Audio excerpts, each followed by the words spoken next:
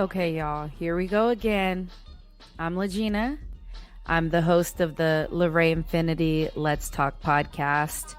And I have started doing a Let's Talk on the side where I go through different topics that come to mind that I want to talk about. And the way the Let's Talk on the side came about was from people just listening to the Let's Talk podcast, where women tell their unapologetic stories the way they want to tell them in their own time and no words. And I just don't judge. I ask questions, have some laughs with some amazing women and get it going. But the feedback I've been getting is that people want to hear more about me and my story. And I'm like, dope, that's cool. Super humbled by it. And I think the best way for me to do that until I drop my full audio Let's Talk episode is to talk on the side. So here we are. And tonight, this evening, because clearly I don't sleep because it's almost 2 a.m. here and I've decided to start recording a podcast. But we're going to talk about social media gel. Like, what the hell? I've had several friends, even within today, talk about social media gel. And particularly, we're going to talk about the book and the IG because those are the two that I probably use the most.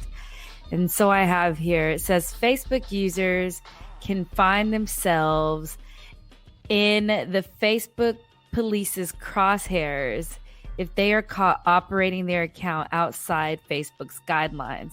So what the hell are Facebook's guidelines? Before I even go even further into this, Facebook guidelines, basically, I feel like were created because of 45. Like, this man has like fucked up our world in so many ways. And we're going to be realizing it for years and years to come. So my best friend, Miguel, what up, Miguel, in Austin, he's been put in Facebook jail a couple times to the point where it's just like a commonality. He's like, yeah, I'm in jail again. And if you know me, you could assume that I am not a rule follower, but I totally am a rule follower. I'm scary as shit. I'm a rule follower. Now, I do find loopholes in rules. I do believe in navigating around rules safely. And I don't hear no's often. This is like a try again, Legina. That's what I really hear. But I'm terrified about being in Facebook jail, IG jail, as I would have been terrified when I was a child to go to the principal's office. Hell, I didn't even like getting like called in class. I have social anxiety. Since we can all have some anxiety, that's my anxiety. I used to like sweat bullets. So it's really funny that I host a podcast and moderate panels and do all this stuff because I have all types of anxieties and stage frights. Anyways, so these gels, the one friend Miguel, he gets thrown in Facebook jail all the time. And I'm like, okay, it's Miguel. He's broken a rule, whatever. And it says a more accurate description is Facebook jail instead of like Facebook policing crosshairs, right? Facebook jail is when when users are blocked or banned by Facebook for posting on a site or accessing their account due to violations or scammy behavior. Scammy behavior. Let's talk about scammy behavior. Scammy behavior is basically if you are an entrepreneur and you are trying to get your brand out there and you just happen to DM a lot of people in one day, that is scammy behavior. My friend, she's an entrepreneur. She has an online platform, a marketplace where she helps BIPOC, Black, Indigenous peoples of color sell their merchants, their merchandise, their all that kind of stuff, right? Products, merchandise. And she's currently getting ready for her next open market. And she may have went to work today and DM'd a lot of people. And so that is scammy behavior. And violations is saying stuff like, you hope that 45, blah, blah, blah, blah, blah. So those are those Facebook jail type situations that can happen. And then we move over to my jam, my platform. I love building stories and all this stuff on Instagram. And it says, reason number 1, mass following and mass liking. That's the number 1 reason for getting put into IG jail. So let me see if I can get this. A max number of likes per hour is 60. And I don't know if this stuff is true. I didn't fact check it, so don't even go down that road with me. I don't know. I'm just reading off the intraweb, and I Googled it. So it has to be true, right? So the max number of likes per hour is 60. So basically, if you scroll over 1 a minute, you're going to IG jail. Don't know if that's true. The max number of comments per hour is 60. So once again, the math, 1 a minute. The max number of follows per hour is 60. So 1 a minute. And the max number of messages per hour is 60. So 1 a minute. So strategically, entrepreneurs and people that are just trying to grow their following, I'm assuming if you do all 4 of these things, they will take a little over 15 seconds and you will stay within the parameters of the official Instagram rules to keep you out of Instagram jail.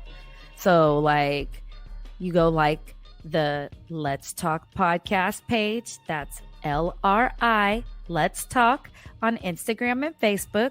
You can go like my page. Then you can comment on my page.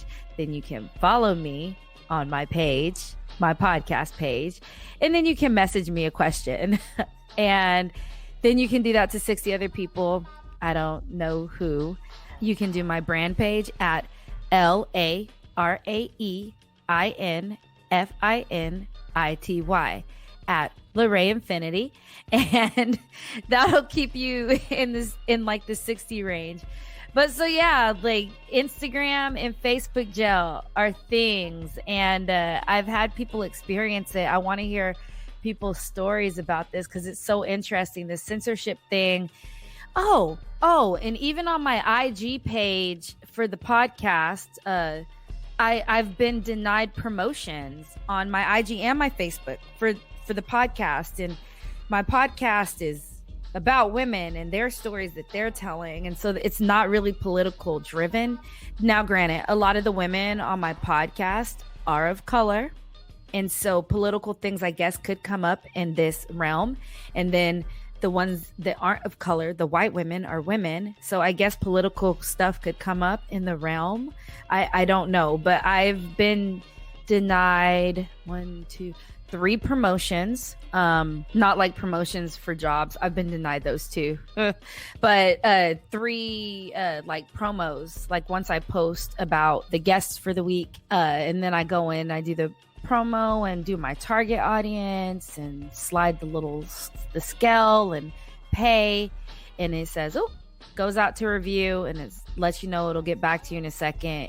Comes back and straight up says rejected. I'm gonna need IG to change their wording. I'm a millennial and that was hurtful. I'm being serious. I'm not being sarcastic. The first time I felt this very big sense of rejection, and then I was like, I did something wrong.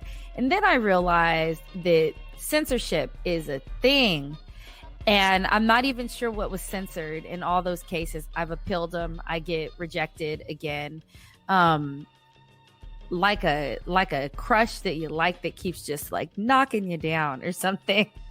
I don't know. And then even on Facebook, when Zenobia, when I did my first special edition, and it was about qualified immunity and what that is and the history behind it, and defunding the police and what that actually means and what that could look like and why it's important to vote and elect judges and bail reform and all this good jazz, just like super informational.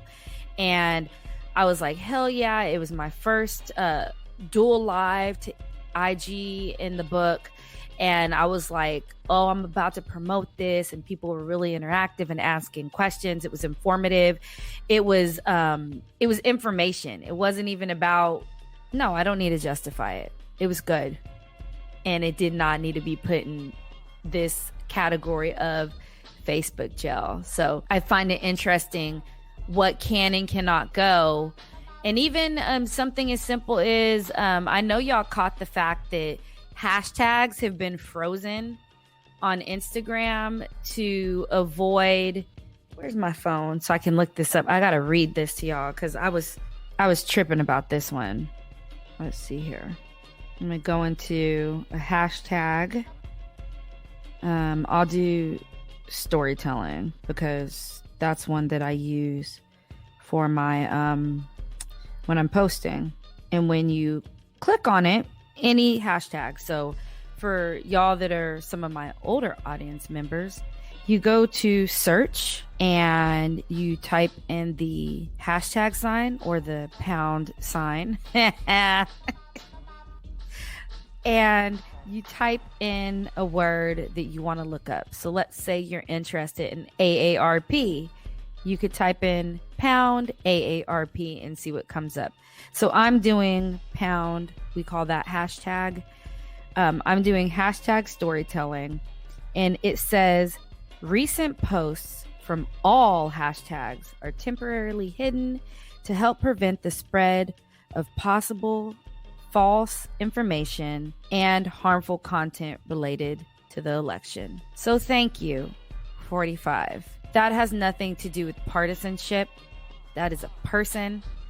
And I am not appreciative of the shit he has raining down on here as the United States and in the world. So hashtags are in jail. Some of my friends are in jail for various reasons, being commenting maybe a little too harshly on somebody that is bringing pain to him and his communities. So no, I take that back.